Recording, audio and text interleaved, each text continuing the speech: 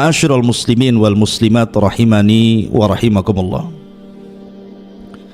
Sedikit saya urut sejarah dari para nabi, kemudian Rasul kita Muhammad sallallahu alaihi wasallam, dan juga beberapa petikan kisah-kisah para sahabat, tentunya yang berkaitan dengan peran anak-anak muda sampai juga masuknya Islam ke negeri kita.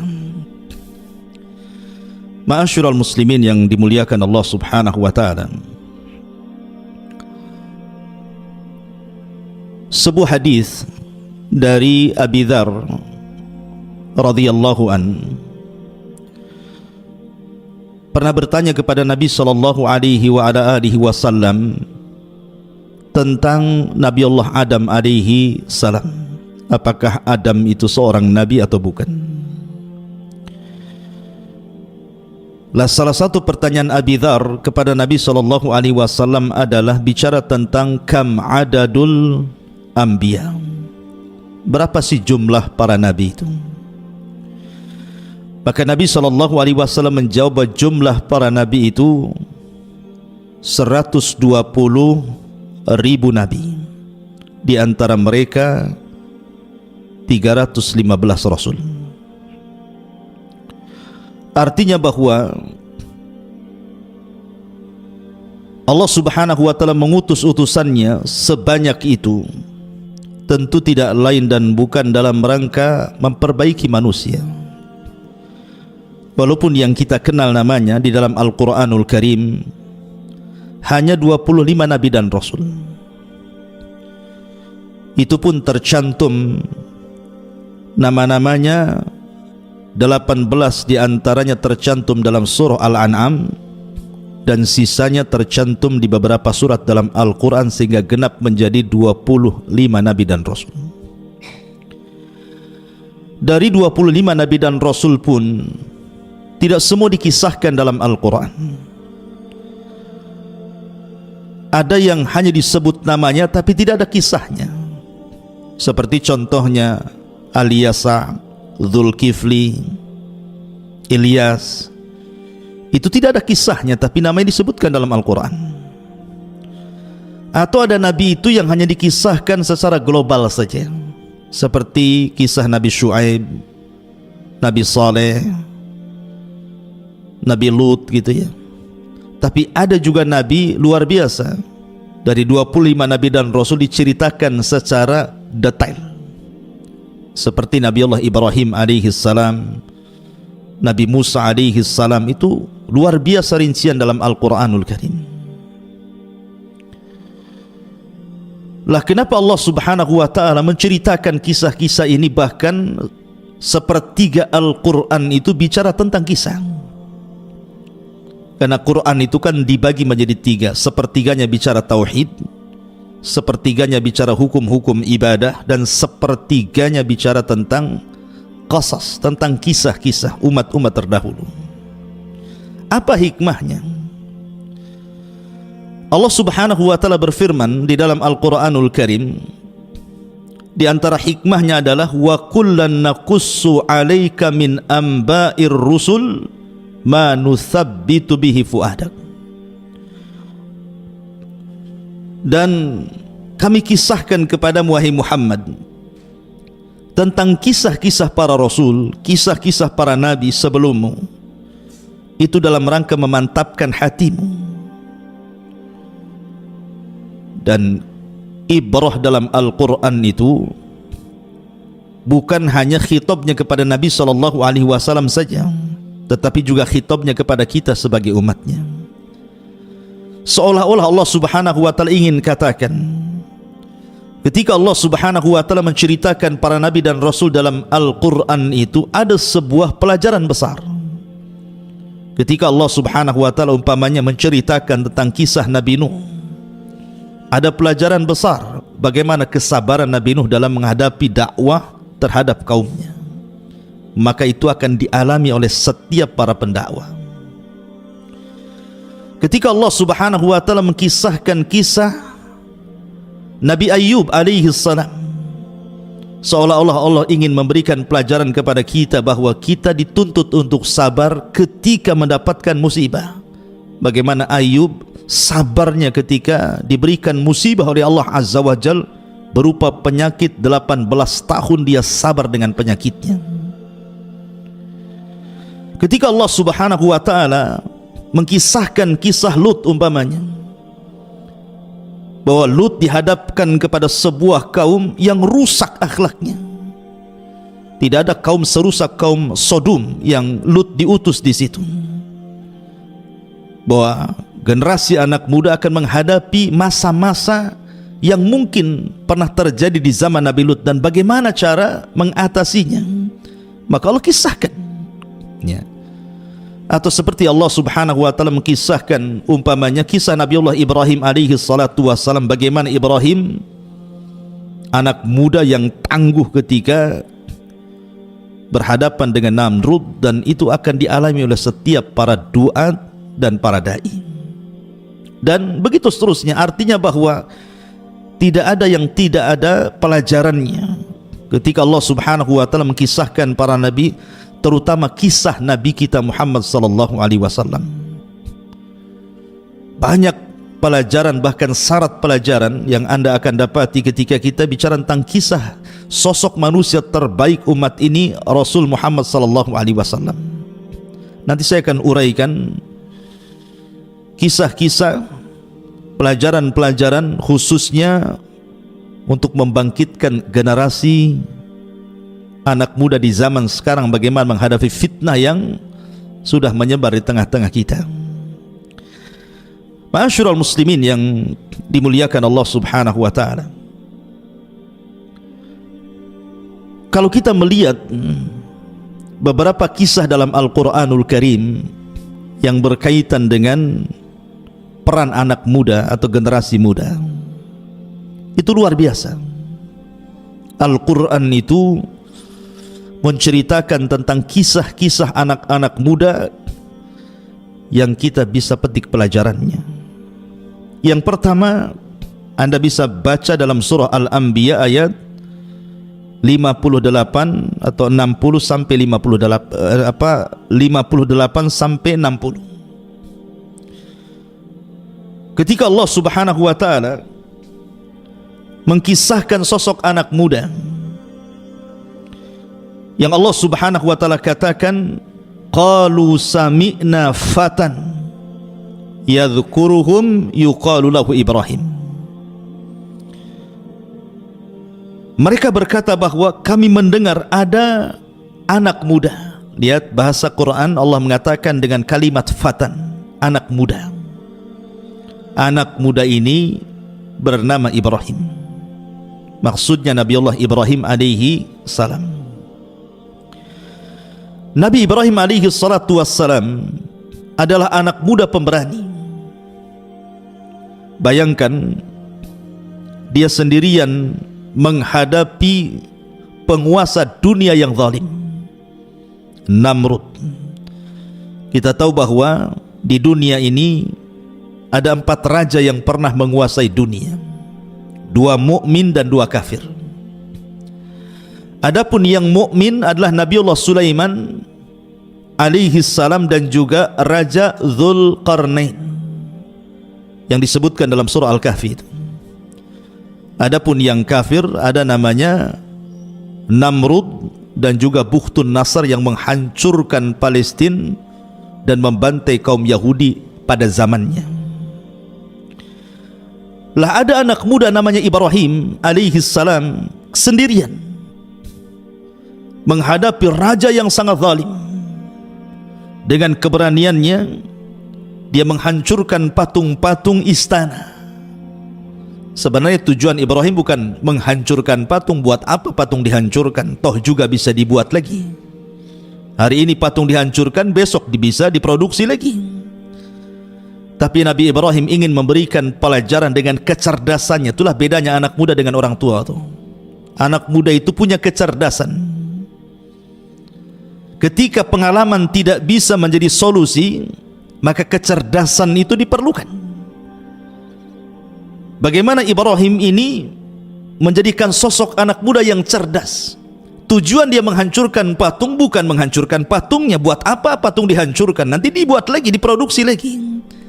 Tapi Ibrahim ingin mengatakan kepada Namrud dan para penyembah berhala di zaman itu, bahwa berhala-berhala yang dianggap Tuhan oleh kalian itu jangan lagi melindungi kalian, melindungi diri mereka sendiri saja tidak sanggup. Lalu buat apa disembah kalau tidak bisa mendatangkan manfaat dan tidak bisa mencegah madarat? Lihat bagaimana peran anak muda Ibrahim alaihi salam, pemuda yang cerdas. Ini satu kisah. Kisah yang kedua disebutkan dalam surah Al-Kahfi ayat 11 sampai 25. Ketika Allah Subhanahu wa taala menceritakan tentang 7 anak muda, Allah Subhanahu wa taala berfirman, "Idz awal fityatu ilal kahfi faqalu rabbana atina min ladunka rahmatan wa hayyi lana min amrina rasyada." Ingatlah ketika para pemuda, sekali lagi Allah menyebutnya dengan kalimat para pemuda, bukan orang tua. Ini generasi-generasi muda di zaman itu. Ingatlah ketika para pemuda-pemuda itu berlindung ke dalam gua, lalu mereka berdoa, "Ya Allah, berikanlah rahmat kepada kami dari sisimu dan sempurnakan petunjuk yang lurus bagi kami dalam urusan kami." Dahulu ketika ada sebuah acara kerajaan pada zaman Romawi dulu, maka diundanglah para pejabat dari daerah-daerah. Masalahnya dalam acara kerajaan itu disuruh untuk menyembah berhala. Rupanya ada anak-anak muda yang mereka mengikuti ajaran Isa bin Maryam, sehingga mereka mentauhidkan Allah. Karena di zaman itu agama yang paling benar adalah agama Isa bin Maryam sebelum datang Islam. Fitrah mereka menolak, tidak mau menyembah berhala. Akhirnya kemudian salah satu anak pejabat yang hadir tidak mau ikut dalam acara itu. Satu, kemudian datang lagi satu, kemudian datang lagi satu, sampai 7 anak muda. Awalnya tidak saling kenal. Kemudian tiba-tiba mereka berkumpul di satu tempat. Awalnya tidak saling bicara karena takut curiga mencurigai dengan yang lainnya. Setelah membuka pembicaraan satu dengan yang lainnya, rupanya mereka ada kesepakatan bahwa mereka mengingkari acara kerajaan yang penuh dengan kesyirikan itu. Tetapi kemudian perkumpulan mereka ketahuan, mereka pun ditangkap. Kemudian mereka dipaksa untuk menyembah berhala, kalau tidak mereka dibunuh. Akhirnya mereka pun meminta diberikan kesempatan untuk berpikir 3 hari. Rupanya 3 hari ini digunakan untuk kabur. Maka kemudian larilah 7 anak muda ini dan seekor anjing. Rupanya mereka lari ke perbukitan. Disitulah menemukan sebuah gua yang sangat dalam, yang sangat besar. Dalam bahasa Arab disebut kahfun namanya. Makanya suratnya disebut suratul kahfi. Dalam bahasa Arab gua itu ada 2 jenis. Ada namanya ghar, seperti Rasul itu di ghari Hira namanya. Gua kecil tidak dalam, itu namanya ghar, gua Hira. Tetapi kalau dalam besar itu disebut Al-Kahfu ataupun Al-Kahfi. Lah anak-anak muda ini masuk ke dalam gua itu. Lihat bagaimana perjuangan anak-anak muda ini. Bahwa anak muda itu perlu berjuang. Harus ada semangat juang gitu ya. Jangan memble anak-anak muda itu. Anak-anak muda itu harus semangat. Sehingga kemudian Ashabul Kahfi ini masuk ke dalam gua. Sempat pasukan itu menemukan gua itu, tapi karena mereka takut masuk, akhirnya mereka menimbun pintu gua itu dengan alasan supaya mereka mati di dalam. Tetapi Allah Subhanahu wa ta'ala rupanya sudah tidurkan anak muda ini 3 abad lebih, 300 tahun lebih anak muda ditidurkan oleh Allah Subhanahu wa ta'ala. Subhanallah, anehnya ketika mereka terbangun, rupanya raja zalim itu sudah mati, digantikan raja yang baik. Tapi bagaimana di sini Allah Subhanahu wa taala menyebutkan kisah anak-anak muda itu di zaman itu. Perjuangan mereka, tekad mereka luar biasa gitu. Ini juga satu kisah anak-anak muda yang disebutkan dalam surah Al-Kahfi ayat 11 sampai 25 dan seterusnya. Kemudian juga Anda bisa baca dalam surah Yusuf ayat 24 sampai seterusnya. Ketika bercerita tentang Nabi Yusuf alaihi salam, di mana Allah Subhanahu wa taala menyebutnya Yusuf itu dengan kalimat fataha, anak muda. Wa qala niswatun fil madinati imra'atul aziz turawidu fataha an nafsihi qad saghafaha hubba. Dan perempuan-perempuan di kota itu berkata, istri Al-Aziz menggoda dan merayu pelayannya yang masih muda. Di sini Allah Subhanahu wa taala menyebut dengan kalimat fata. Fata itu anak-anak muda, artinya Yusuf ketika itu anak muda. Dalam sirah itu disebutkan usianya 20 tahun ketika dirayu oleh Zulaiha itu. Dan usia 20 tahun masih muda. Ya. Jadi Nabi Yusuf alaihi salatu wasallam ketika dibeli oleh Imra'atu Aziz itu usianya 10 tahun. Kemudian tinggal di rumah Al-Aziz itu 10 tahun. Jadi usianya 20 tahun tuh. Nampak ketampanannya. Ketika kemudian Zulaiha tertarik dengan Nabi Allah Yusuf alaihi salatu wasallam, seorang nabi yang diberikan separuh ketampanan Adam itu. Bahkan dijelaskan itu pintu itu sudah tertutup, terkunci, sehingga Yusuf tidak mungkin keluar dari situ. Tapi Nabi Yusuf anak muda yang menjaga kehormatannya. Dan ini diperlukan anak-anak muda yang seperti ini di zaman sekarang ini. Zaman yang penuh dengan fitnah ini diperlukan kebersihan hati seperti Nabi Yusuf. Bagaimana Yusuf itu mampu menghalau godaan Zulaiha, wanita yang cantik, seorang pejabat, orang kaya, dia yang mengajak berzina di tempat yang suci, sunyi, tidak ada orang yang tahu. Tetapi karena hatinya yang bersih, Nabi Yusuf ini takut kepada Allah Subhanahu wa taala, dia pun mengatakan, ma'adzallah, aku berlindung kepada Allah, enyahlah kau dariku. Lihat, ini anak muda yang luar biasa, ini perlu dicontoh di generasi hari ini.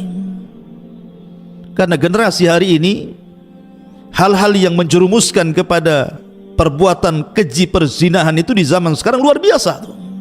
Dengan adanya medsos gitu ya, film-film yang tidak layak ditonton, gambar-gambar yang tidak layak dilihat. Belum lagi kalau kita melihat di masyarakat orang-orang yang wanita-wanita pembuka aurat dan penyebar aurat dan begitu seterusnya. Ini tantangan besar. Diperlukan kejernihan hati, diperlukan menjaga kesucian, dan itu besar pahalanya. Nabi SAW sampai mengatakan, sab'atun yudhilluhumullahu fi dhillihi yawma la dhilla illa dhilluh. Ada 7 kelompok yang akan mendapatkan naungan di hari yang tidak ada naungan kecuali naungan Allah. Salah satunya adalah rajulun da'athu imra'atun dhata zamalin dhata mansabin wa jamalin faqala inni akhafullah.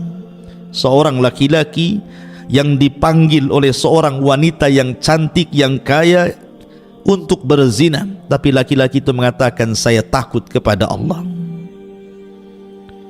Ma'asyiral muslimin yang dimuliakan Allah Azza wa Jalla, lihat bagaimana Allah menceritakan tentang kisah anak muda Nabi Yusuf alaihi salatu wassalam.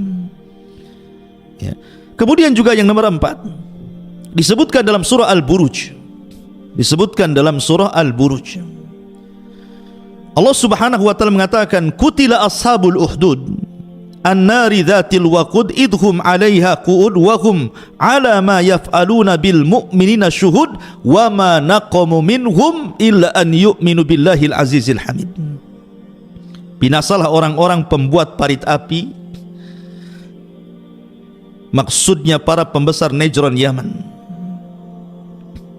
An-nari dhatil waqud, ketika api dinyalakan dengan sangat besar, ketika mereka duduk dan melihatnya, sedangkan mereka menyaksikan apa yang mereka perbuat terhadap orang-orang yang beriman yang sedang dibakar, dan mereka menyiksa orang-orang itu hanya karena orang-orang mukmin yang beriman kepada Allah yang maha terpuji dan lagi maha perkasa. Jadi kisah Ashabul Uhdud ini yang disebutkan dalam surah Al-Buruj itu mengkisahkan tentang kisah anak muda. Secara singkat begini, jadi ada seorang raja Yahudi tapi masyarakatnya Nasrani, namanya Dzunwas. Dzunwas ini mengaku Tuhan sama dengan Namrud, sama dengan Fir'aun yang ngaku Tuhan itu. Punya tukang sihir yang mau mati, sudah tua. Lah tukang sihirnya kerajaan ini meminta kepada Dzunwas, seorang raja Najran ini, untuk dicarikan anak muda yang bisa mewarisi ilmu sihirnya supaya bisa melanggengkan kekaisaran ataupun kerajaan sang raja Dzunwas ini, karena dia tidak akan lama lagi hidup karena sudah tua. Maka dicarikan anak muda yang cerdas. Maka kemudian tukang sihir ini mewariskan ilmu sihirnya kepada anak muda yang cerdas ini. Masalahnya anak muda ini setiap jalan dari rumah ke tempat tukang sihir itu melewati sebuah kanisah, sebuah gereja. Karena di zaman itu kan agama yang paling benar agama Nasrani, karena belum ada Islam. Penasaranlah anak muda ini, kok ada tempat ibadah berbeda. Masuklah dia, berjumpalah dengan seorang rahib. Akhirnya lambat laun belajar. Jadi satu hari itu dia belajar di dua tempat. Satu belajar di gereja, belajar agama Nasrani. Satu di rumah tukang sihir, belajar sihir. Akhirnya kemudian ilmu sang rahib lebih kemudian dipilih dibandingkan ilmu tukang sihir ini.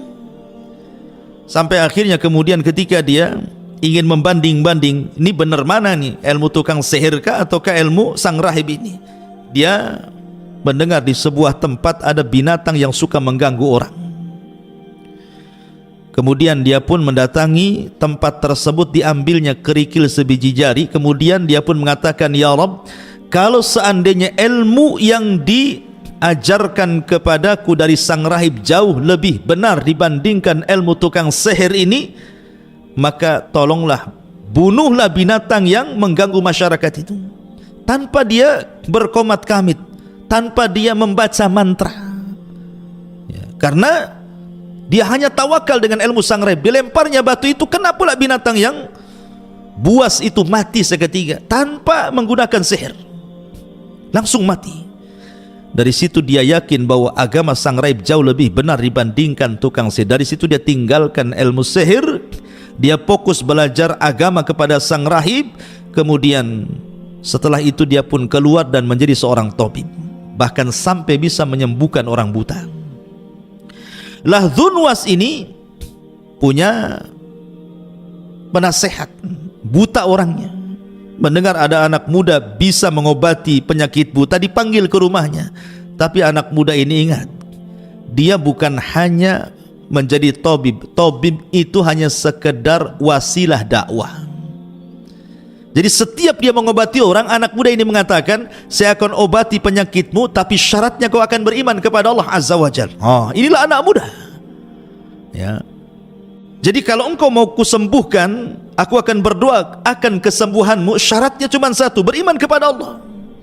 Harusnya seperti itu. Jadikan semua wasilah itu digunakan untuk dakwah. Harusnya anak muda itu kreatif gitu ya. Jadikan acara-acara apapun berisi dakwah di situ, karena bagaimanapun Rasul mengatakan Rasul amri al-Islam wa amuduhus shalah wa dirwatus sanamihil jihadu fi sabilillah.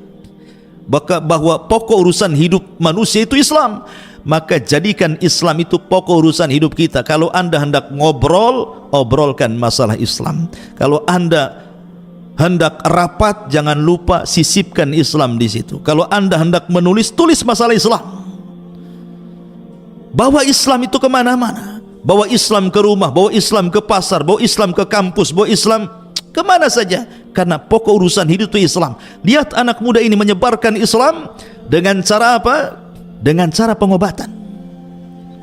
Sampailah dia mengobati penasihat sang raja ini. Mau pula penasihat sang raja ini beriman, dan akhirnya Allah sembuhkan penyakit butanya. Ketika Dzunwas heran, kok dia bisa sembuh dari butanya, dia bertanya, siapa yang menyembuhkanmu? Dia mengatakan, Allah yang menyembuhkanku. Dia tidak mengatakan anak muda itu karena sudah beriman. Tapi sang raja marah karena dia kan mengaku Tuhan. Kok dia pula ada Tuhan yang bisa menyembuhkan penyakitnya? Ini kan sudah menyelisih ketuhanannya. Ditangkaplah penasehatnya, dipaksa siapa yang menyembuhkannya. Akhirnya karena disiksa tidak tahan, ditunjukilah anak muda, ditangkap pula anak muda itu. Subhanallah. Kemudian anak muda dipaksa, dan siapa yang mengajarinya? Karena tidak tahan juga disiksa, terpaksa dikasih sang rahib, ditangkap pula sang rahib itu. 3 orang dijebloskan ke dalam penjara. Akhirnya sang rahib dengan penasehat raja ini digergaji kepalanya karena tidak mau murtad dan di halayak manusia. Tapi anak muda ini ingin diberikan hukuman yang lebih oleh sang raja. Tapi subhanallah, cara apapun yang dilakukan sang raja untuk membunuh anak muda ini tidak bisa. Dibawa ke atas bukit dengan pasukannya, tiba-tiba bukit bergetar, semua pasukannya jatuh mati, anak muda tidak mati. Dibawa ke laut dengan pasukannya, kemudian datang ombak menghempas perahunya, semua pasukannya tenggelam, anak muda ini selamat. Setiap upaya pembunuhan, anak muda ini selamat. Sampai sang raja sudah pusing bagaimana cara membunuhnya. Tapi anak muda tahu diri, kemanapun dia pergi pasti akan ditangkap. Sehingga dia ingin kematiannya itu bermanfaat.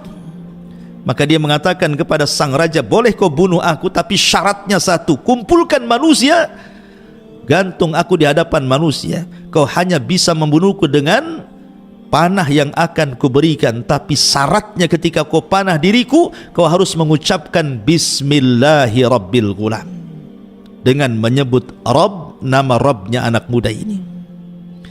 Raja ini kadang sudah kalut, dia tidak peduli dengan ucapan itu. Akhirnya anak muda itu kemudian diikat di tiang gantungan. 2000 masyarakat Najran yang Nasrani menyaksikan. Sang raja sudah membidik dengan panahnya. Dia pun tidak lupa mengucapkan di hadapan manusia persis seperti yang dikehendaki anak muda itu, Bismillahirrabbilgulam, dengan menyebut nama Allah Rabbnya anak muda itu. Melesatlah panah kena ke pelipis matanya, meninggal anak muda ini. Ketika meninggal anak muda ini, serentak 20.000 masyarakat Najran mengatakan amanna bi Rabbil Gulam, kami beriman dengan Rabbnya si fulan itu. Kenapa? Karena sang raja tidak sadar dengan mengucapkan kalimat itu menggugurkan ketuhanannya. Sumber iman. Harusnya anak muda itu lebih banyak manfaatnya, gitu maksudnya. Mati satu, tumbuh 20.000, makin stres raja. Akhirnya raja pun menutup benteng, membuat parit api, dimasukkan satu persatu yang 20.000 ke dalam api. Mereka tidak ada satupun yang murtad. Lihat bagaimana anak muda ini menjadikan jalan hidayah. Harusnya Anda demikian.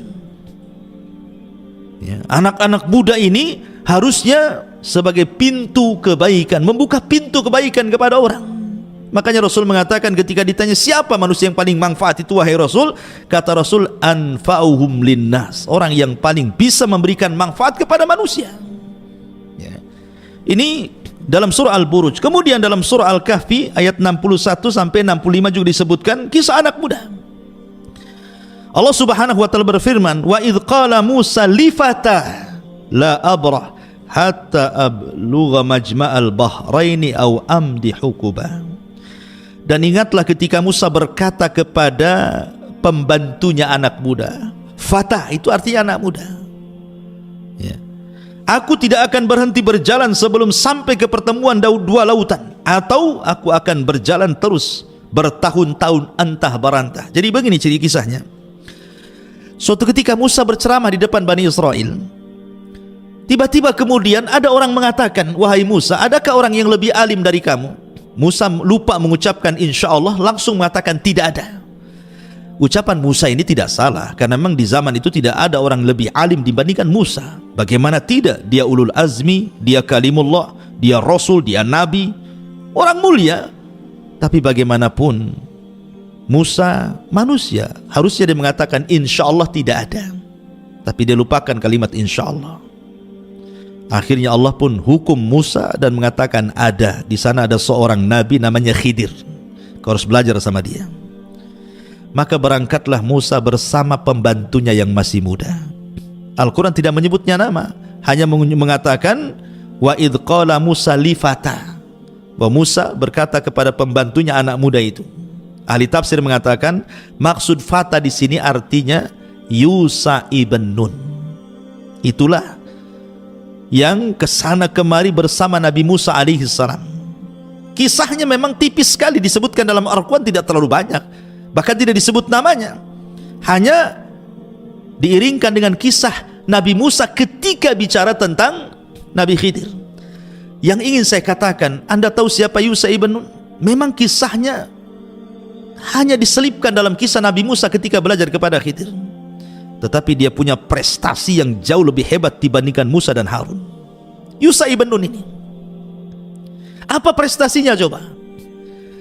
Ketika Nabi Musa alaihi salatu wassalam membawa Bani Israel diselamatkan dari perbudakan Fir'aun, diseberangkan di Laut Merah, dan mereka melihat Fir'aun ditenggelamkan dengan kedua mata mereka.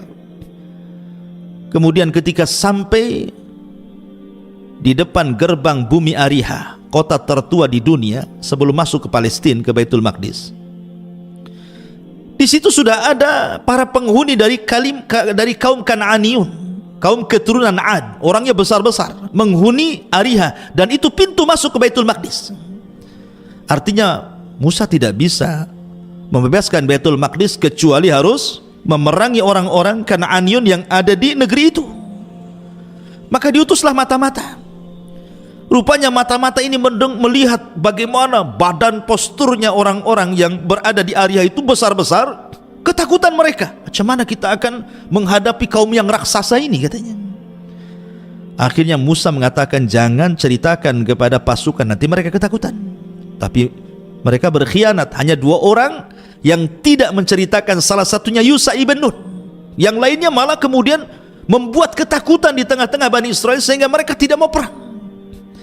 Ketika Musa mengajak mereka berperang untuk mengambil Baitul Maqdis dengan cara menaklukkan Ariha kala itu, tiba-tiba kemudian mereka dengan lancangnya mengatakan kepada Nabi mereka, idhab anta wa rabbuka faqatila inna hahuna qaidun. Hei Musa, kalau engkau hendak mengajak perang kami, silahkan berangkat sendiri, ajak Tuhanmu perang berdua, biar kami nonton siapa yang kalah, siapa yang menang. Nah, itu kurang ajar tuh. Bani Israel ngomong begitu sama nabinya, ya.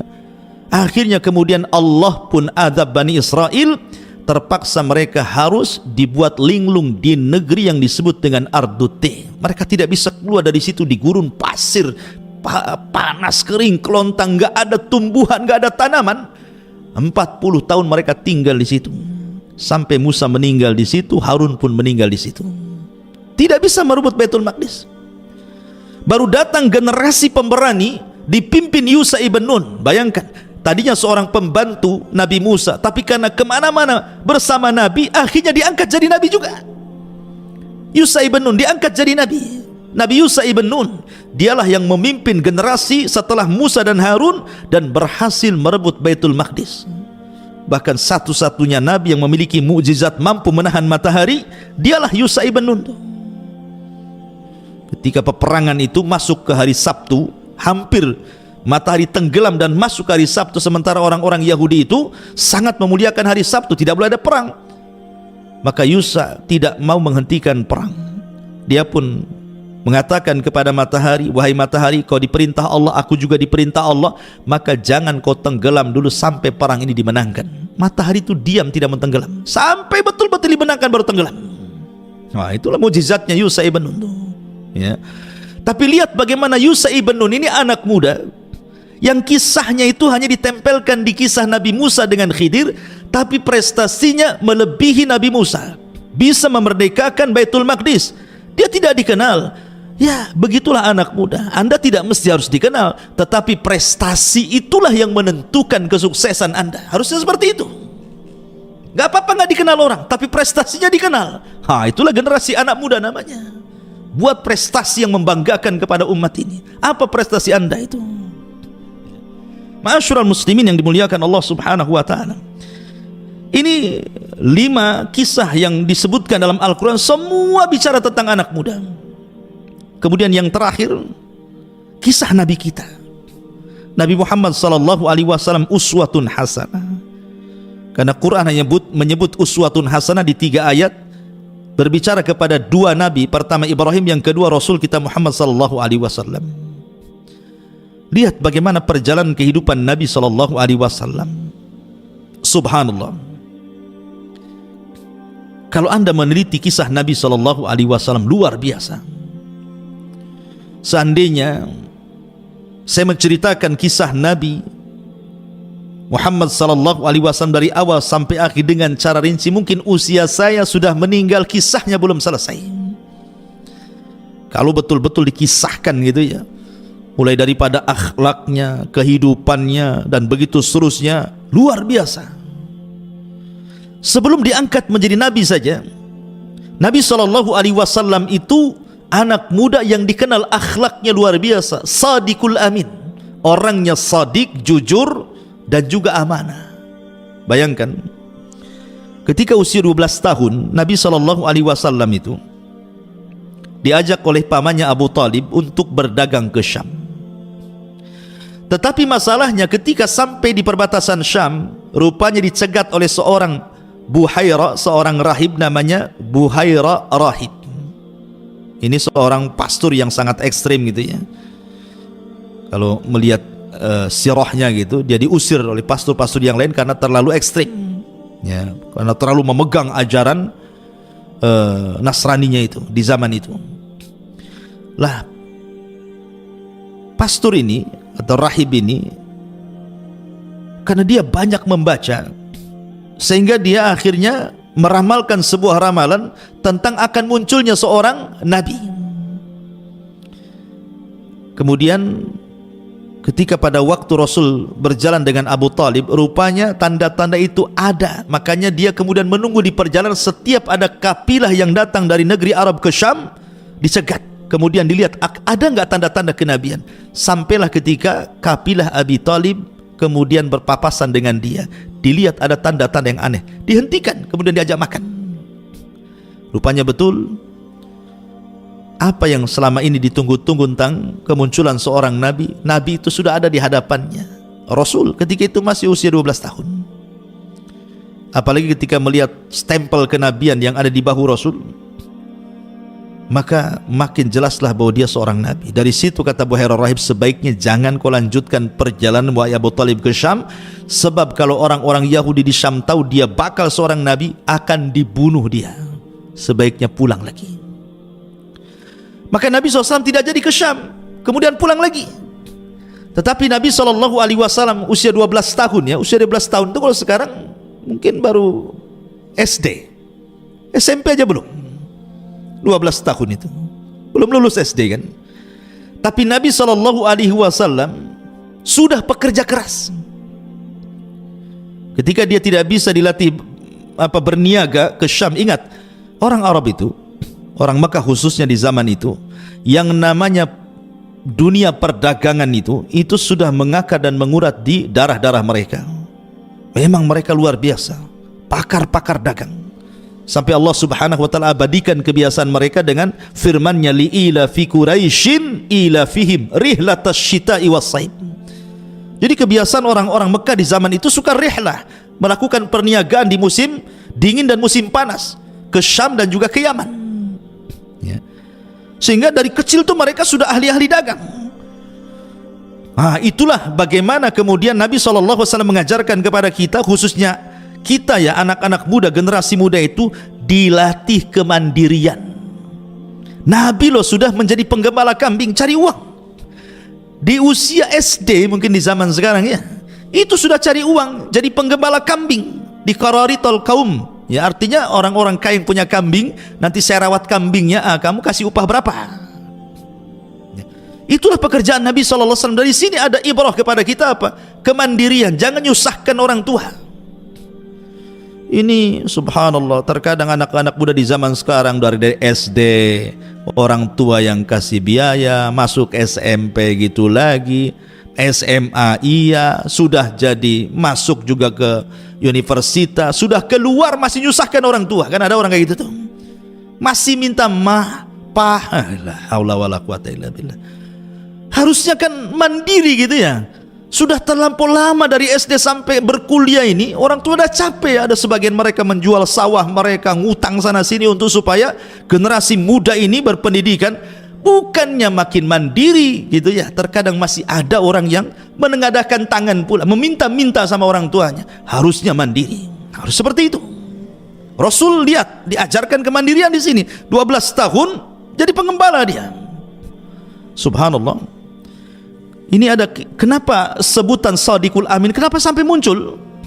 Begini ceritanya. Jadi Nabi SAW itu kan banyak kawan-kawan sesama penggembala tuh, sama penggembala. Jadi ketika ada musim-musim pernikahan, walimatul arush gitu ya, terkadang kawan-kawan sama penggembala itu ingin hadir ke tempat-tempat undangan-undangan pernikahan itu, tapi mereka bingung karena mereka harus meninggalkan kambing-kambing mereka. Akhirnya kemudian mulailah di antara mereka menitipkan kambing kepada Rasul. Tolonglah ini rawat dulu kambing saya ada acara dulu. Nah, seperti itu. Subhanallah, setiap Rasul dititipkan kambing oleh teman-temannya para penggembala itu, tidak ada satupun kambingnya yang mati, tidak ada satupun kambingnya yang hilang, tidak ada satupun kambingnya yang sakit. Bahkan kambingnya makin gemuk, dirawat luar biasa. Ingat, penggembala kambing itu bukan 1-2 kambing kayak tempat kita ya. Kita saja pernah hidup di Timur Tengah sana, semiskin-miskinnya orang sana itu ya 100 kambing itu masih miskin kalau penggembala itu. Kambing ribuan gitu ya di sana. Apalagi penduduk Mekah itu memang di zaman itu makanan pokok adalah daging kambing. Lain dengan Madinah kurma gitu ya. Tetapi tentu kan beda. Makanya wajar orang Mekah itu makan kambing gak akan kolesterol, gak akan darah tinggi, karena itu makanan pokok mereka. Kenapa tidak menimbulkan penyakit gitu ya orang makan daging orang-orang Mekah itu? Karena berkat doa Nabi Allah Ibrahim ketika mendoakan makanan dihidangkan istri kedua Ismail, karena istri pertama diceraikan karena tidak punya akhlak, kemudian menikah lagi dengan istri kedua dan akhlaknya baik. Ketika dihadirkan kambing, daging kambing, dan itu menjadi makanan pokok penduduk Mekah, Ibrahim mengatakan Allahumma barik li ta'amihim wa syarabihim, ya Allah berkahi makanannya dan minumannya. Maka menjadilah Zam-Zam menjadi berkah, dan juga daging sebagai makanan pokok menjadi berkah sehingga tidak membawa penyakit ya. Tapi ingat ya, ini kambing yang ada di Mekah, jangan pula Anda yang di Semarang makan kambing saya ya. Kalau 1 bulan saja orang di Semarang makan kambing, itu udah siap-siap aja masuk rumah sakit ya. Kolesterolnya naik semuanya gitu ya. Artinya bahwa, kembali ke cerita, jadi Nabi SAW ketika dititipi sesama penggembala itu amanah luar biasa, mulailah tersebar akhlak di tengah-tengah para penggembala kambing. Dan Nabi itu jarang bergaul dengan anak-anak muda ya, tidak bebas bergaul gitu, memilih-milih. Kalaupun hadir di walimatul arush, karena di zaman itu kan minuman khamar dan begitu seterusnya masih diminum gitu, paling Nabi SAW terkadang tertidur, entah apa yang terjadi, kemudian selesai, kemudian pulang. Intinya bahwa Nabi mulai terkenal dengan amanahnya, Al-Amin. Kemudian Rasul tidak pernah berdusta, maka disebut Shadiq, orang yang jujur. Melekatlah kalimat Shadiqul Amin. Makanya ini pula yang kemudian ketika di usia 20 tahun tiba-tiba ada seorang wanita tahirah yang suci, Khadijah bintu Khuwailid, wanita tajir kaya raya. Seandainya kekayaannya dikumpulkan dengan seluruh kekayaan laki-laki kaya di zaman itu, tetap Khadijah masih kaya, wanita kaya luar biasa. Tapi sudah disebut tahirah. Tahirah itu wanita suci karena dia menutup auratnya, padahal belum ada Islam. Rasul pun belum diangkat jadi nabi, tapi dia sudah menutup aurat tuh, Khadijah itu. Makanya disebut tahirah, wanita suci. Mendengar kok ada anak muda yang baik, tertariklah dia. Dicari, akhirnya berkenalan dengan Nabi SAW, diajak kerjasama berdagang dengan sistem mudharabah. Akhirnya Khadijah melihat bagaimana akhlak yang luar biasa, bagaimana keuntungan yang melimpah, dan begitu seterusnya. Belakangan dia tertarik dan ingin menikah dengan Nabi SAW. Lah dari sini saja kita bisa petik banyak pelajaran ya. Bagaimana anak muda ini, Nabi SAW mengajarkan kepada kita akhlak yang luar biasa.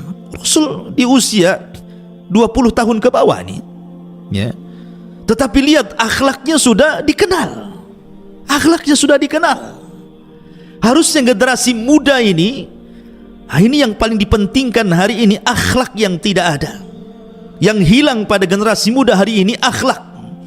akhlak kepada orang tua sudah hilang, akhlak kepada kerabat sudah hilang, akhlak kepada tetangga sudah hilang, kepada guru-guru dan begitu seterusnya. Ini akhlak yang hilang ini. Harus tanamkan akhlak-akhlak yang betul-betul. Jangan sampai kemudian anak muda ini mengikuti tren, ya kan? Jadilah anak-anak muda yang berakhlak. Kebaikan juga jangan mengikuti tren. Kebaikan itu harus dasari ilmu. Sebab kalau kebaikan ngikuti tren, nanti hilang trennya, hilang pula kebaikannya. Trennya orang, baca Quran sekian, 3 hari berapa juz gitu, tren aja. Nanti hilang trennya, hilang pula baca Qurannya gitu maksudnya ya. Artinya kebaikan itu dilakukan karena ilmu, bukan karena ngikuti tren. Karena ilmu yang mendidik dia sehingga menjadikan seseorang itu berakhlak. Lah ini yang harus ditanamkan anak-anak muda di zaman sekarang, akhlak. Ustaz, akhlak itu apa sebenarnya? Saya akan sebutkan perkataan Abdullah ibn Mubarak. Akhlak itu hanya 3 kata saja. Anda kalau mengikuti 3 kata, Anda berakhlak. Akhlak itu kaful adha wa badlun nadha wa talaqatul wajhi. Kata Abdullah ibn Mubarak, 3 kata saja. Kaful adha, jangan menyakiti orang, baik dengan lisan ataupun dengan perbuatan ataupun dengan hati. Makanya Rasul mengatakan, al-muslimuna man salimal muslimuna min lisanihi wa yadi. Seorang muslim dikatakan muslim itu ketika muslim lain selamat dari lisan kita dan tangan kita. Jangan sakiti orang ya. Dengan lisan kita. Karena anak muda di zaman sekarang ini kan subhanallah, kadang mengucapkan kalimat tidak dipikir dulu ya. Nggak berakhlak lagi sudah. Wah, kalau sudah marah itu kalimat-kalimat binatang semua keluar. Cacian, makian, laknatan itu sudah biasa anak-anak muda zaman sekarang ini. Kesenggol sedikit sakit hati langsung memaki orang gitu. La haula wala quwata illa billah. Maka cerminan akhlak itu bisa menjaga lisan, tidak mengeluarkan kata-kata kecuali yang baik. Kalau tidak bisa diam. Atau perbuatan, atau mungkin hati mudah suudon sama orang gitu ya. Kemudian yang kedua, badlun nadha. Kata Abdullah bin Mubarak, badlun nadha itu artinya mudah menolong. Anak muda sekarang mudah menolong. Harusnya mudah menolong. Apalah yang bisa saya bantu? Anda bisa ilmu, sebarkan ilmu. Anda bisa punya tenaga, dengan tenaganya, dengan jabatannya, dengan apanya. Apa yang bisa Anda lakukan untuk Islam, lakukan. Kemudian talaqatul wajhi. Jangan lupa punya wajah yang tidak menyeramkan orang. Mudah senyum ya. Mudah senyum. Lihat bagaimana Nabi Allah Sulaiman ketika melihat senyum semut yang bicara kepada sesama semutnya. Ketika Sulaiman hendak berjalan dengan pasukannya, kata Raja Semut, masuklah kalian kepada lubang-lubang kalian. La yakhtimannakum Sulaiman wa junuduhu wa hum la yash'urun. Jangan sampai Sulaiman dan pasukannya menginjak kalian sementara mereka tidak tahu. Sulaiman paham bahasa binatang. Apa? Ketika mendengar Raja Semut ngomong begitu, fatabassama dhahika min qawliha. Sulaiman pun senyum dan tertawa kepada semut. Kalau semut saja disenyumi sama Sulaiman, ya harusnya sama orang lebih senyum lah kan begitu. Ya, tapi jangan pula kita ada semut senyum pula ke semut Anda gitu ya. Artinya bahwa di sini bagaimana Sulaiman mengajarkan akhlak senyum. Ya, senyum itu penting. Orang kalau biasa senyum pasti manis senyumnya. Orang kalau jarang senyum, sekali senyum tuh pahit rasanya. Ini apa kok senyum ini, ada masalah ini kan gitu ya. Ma'asyiral muslimin yang dimuliakan Allah Subhanahu wa taala. Intinya bahwa Nabi mengajarkan akhlak itu anak muda luar biasa. Makanya Rasul mengatakan bu'itsu liutammima makarimal akhlak. Makanya ketika dia diangkat jadi nabi dan rasul, tidak ada yang mencela akhlak Nabi. Tidak ada. Ketika Rasul diangkat jadi Nabi dan Rasul, tidak ada yang mencela akhlak Nabi ya. Nggak ada yang mencela akhlak Nabi. Mereka tidak menerima dakwah Nabi itu bukan dari segi akhlaknya, tapi dari segi konten dakwahnya. Mereka tidak mau dinasehati. Tidak. Ketika Nabi SAW mengajarkan tauhid untuk meninggalkan berhala, mereka nggak mau itu saja.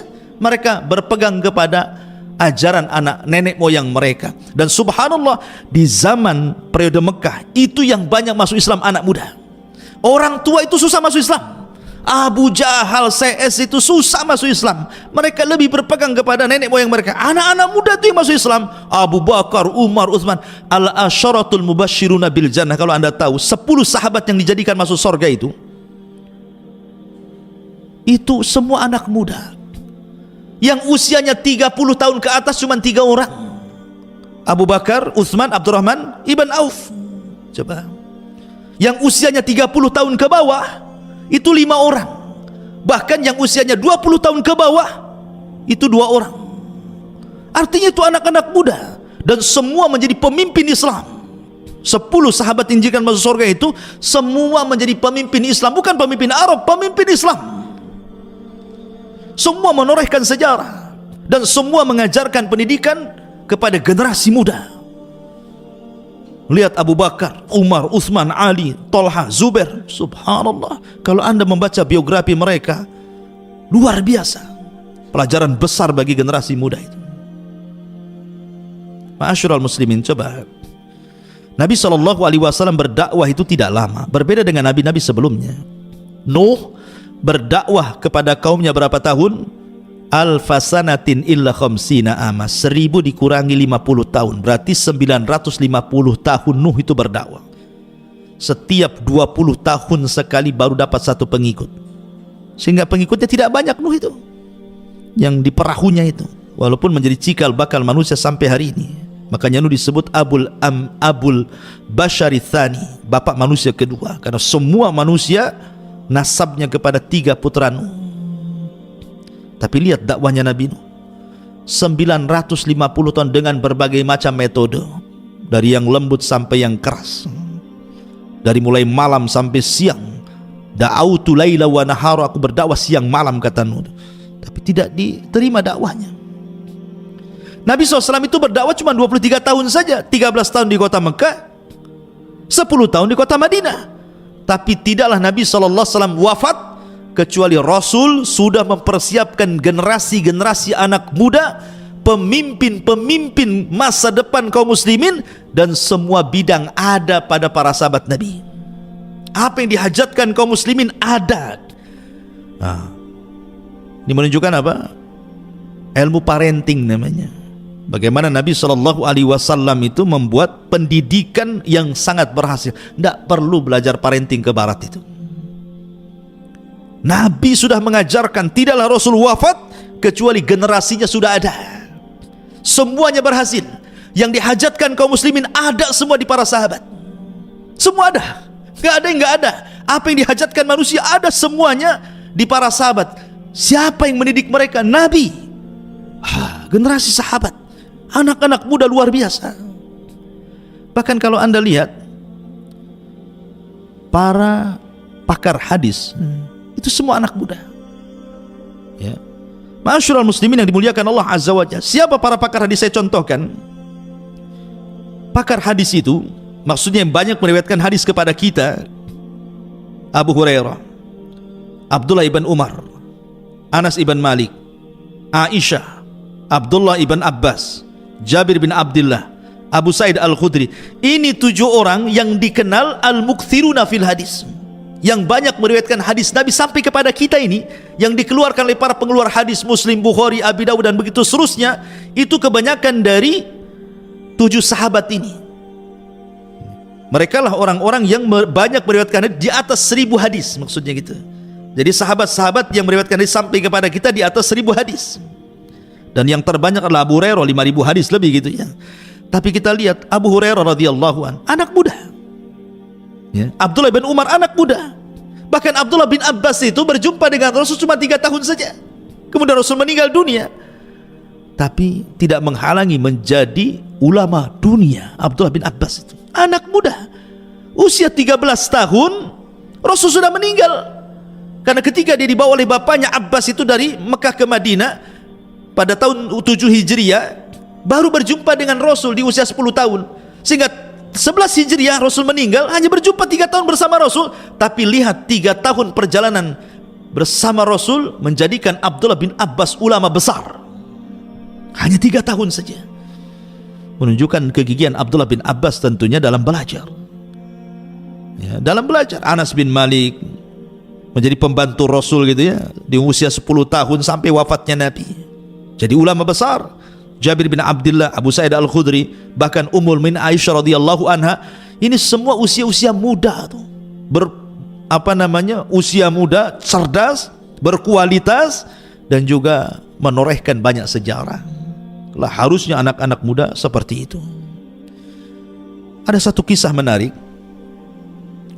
Jadi di zaman Nabi Shallallahu Alaihi Wasallam, ini di zaman sahabat, anak-anak para sahabat Nabi Shallallahu Alaihi Wasallam, usianya masih muda-muda, masih belasan tahun, ya, mungkin usia SMP lah di zaman sekarang ini. Di sana ada Abdullah ibn Umar, kemudian Mus'ab, kemudian Urwah, kemudian satunya Abdul Malik ibn Marwan. Jadi 4 sahabat ini, anak-anak sahabat nih. Abdullah ibn Umar, anak daripada Umar ibn Khattab. Kemudian Mus'ab ibn Zubair, putra daripada Zubair ibn Awam. Urwah bin Zubair juga sama, putra daripada Zubair ibn Awam. Kemudian Abdul Malik ibn Marwan, putra daripada Marwan, sahabat Nabi. Jadi anak-anak muda ini kumpul di depan Ka'bah, ya, karena mereka bukan anak-anak muda jalanan, bukan anak-anak muda yang hidup di jalan-jalan, trek-trekan zaman sekarang ini kan, nongkrong di jembatan. Bukan, mereka bukan anak-anak muda gaya anak muda zaman sekarang gitu ya, nongkrong tapi pegang-pegang botol minuman keras. Nah, mereka anak-anak muda terdidik. Yang namanya anak-anak muda terdidik tentu kalau berkumpul yang dibicarakan pasti soal cita-cita masa depan. Kamu kalau sudah besar nanti ingin jadi apa, gitu bahasanya. Itulah anak muda. Harusnya seperti itu anak muda ini. Ini kumpul, kalau laki-laki cerita perempuan, kalau perempuan cerita laki-laki. Mau jadi apa Anda ini? Ya. Lihat bagaimana ini 4 anak-anak sahabat ini bercerita tentang cita-cita. Yang lain mengatakan, wahai Mus'ab, kalau engkau besar ingin jadi apa? Ya. Kalau engkau wahai Urwah ingin jadi apa? Kalau engkau ya Abdullah ibn Malik ingin jadi apa? Maka kata Mus'ab, dia mengatakan, kalau aku besar, aku ingin menjadi orang besar dan menikahi 2 wanita dari pembesar, Aisyah bintu Tolha dan Sakinah bintul Hasan. Ada Urwah mengatakan, kalau aku tidak, aku ingin menjadi ulama yang diambil ilmunya. Ini luar biasa. Apa kata Urwah? Saya ingin menjadi ulama, atamanna an yu'khad anil ilmu. Aku bercita-cita aku ini jadi orang alim dan orang-orang mengambil ilmu dariku. Luar biasa himmahnya ini. Kemudian Abdul Malik bin Marwan, kalau saya tidak, saya bercita-cita menjadi khalifah. Itu kan mantap cita-citanya gitu. Cita-cita besar semua tuh. Dalam riwayat juga Abdullah bin Zubair ikut juga di situ. Saya ingin menjadi penguasa Hijaz katanya. Luar biasa ini. Lihat anak-anak muda itu kalau ngomong cita-citanya itu masa depan dia. Ya. Anak muda zaman sekarang ini cita-citanya aneh-aneh. Subhanallah ya. Kalau udah kumpul sesama mereka itu yang diceritakan tidak jelas gitu. Lihat anak-anak muda di zaman itu menjadi percontohan, memiliki cita-cita besar ke depan, membangun bangsa, membangun peradaban, ilmu begitu ya. Itulah cita-cita mereka. Giliran mereka tanya sama Abdullah ibn Umar, Abdullah ibn diam saja. Orang mereka, wahai Abdullah ibn Umar, kalau engkau dari tadi diam, kau ini kalau sudah besar nanti ingin jadi apa? Subhanallah. Abdullah ibn Umar lain pula dia cita-citanya. Dia mengatakan, tamannaitu an adkhulal jannah. Aku hanya bercita-cita ingin masuk surga. Ini yang satu lain nih. Ini yang 4 ini atau yang 3 tadi itu bicara tentang dunia semua tuh. Ya. Tapi yang satu ini pula cerita akhirat. Subhanallah. Karena mereka anak-anak muda yang gigih, yang betul-betul mengejar cita-cita. Semua yang dicita-citakan menjadi kenyataan semuanya. Urwah menjadi ulama besar. Siapa tidak kenal Urwah ibn Zubair? Alim, ulama besar. Seorang talibul ilmi harus kenal siapa Urwah. Kalau anda baca kitab-kitab tafsir, banyak kemudian tafsir-tafsir yang diambil dari perkataan Urwah ibn Zubair ini. Abdul Malik ibn Marwan menjadi khalifah, Abdullah ibn Zubair menjadi khalifah. Semua tercapai cita-citanya kecuali Abdullah ibn Umar, ya karena cita-citanya tidak di dunia, dia cita-cita ingin masuk surga, ya kan? Tapi lihat himmahnya luar biasa, semangatnya loh. Itulah anak muda namanya, ya. Itu anak muda. Didikan siapa mereka coba? Didikan Nabi SAW. Nabi yang mendidik mereka seperti itu, ya. Jadi generasi muda harus bangkitnya, jangan loyo, ya. Justru dari para sahabat Nabi inilah kemudian Islam tersebar kemana-mana. Di zaman Khulafaur Rasyidin saja sudah kemana-mana tuh. Di zaman Utsman saja sampai ke daratan Afrika sana. Bahkan di zaman Utsman inilah sabda Rasul terbuka bahwa kalian akan membawa pasukan melewati lautan. Di zaman Utsman terjadi melewati lautan sampai daratan Afrika itu kemudian dikuasai kaum muslimin. Dan di zaman Khulafaur Rasyidin sudah hampir sebagian besar dunia sudah tersebar Islam kemana-mana, ya. Sampai kemudian dengan berkembangnya Islam dari satu daerah ke daerah berikutnya sampai pula ke negeri kita. Walaupun tentu dengan berbagai macam versi lah Islam masuk ke Nusantara ini. Ada yang versi Gujarat tahun berapa itu, abad 13 Masehi gitu ya. Ada yang mengatakan versi Persia gitu ya. Ada yang mengatakan versinya Arab, Mekah gitu ya. Ada yang mengatakan versi Cina, macam-macam. Tapi intinya bahwa akhirnya Islam pula masuk ke negeri kita. Dan ini sebuah nikmat besar. Kalaulah bukan karena nikmatul Islam, kita tidak akan pernah bahagia. Karena Islam ini agama kebahagiaan yang mendidik generasi-generasi muda menjadi generasi-generasi terbaik umat ini.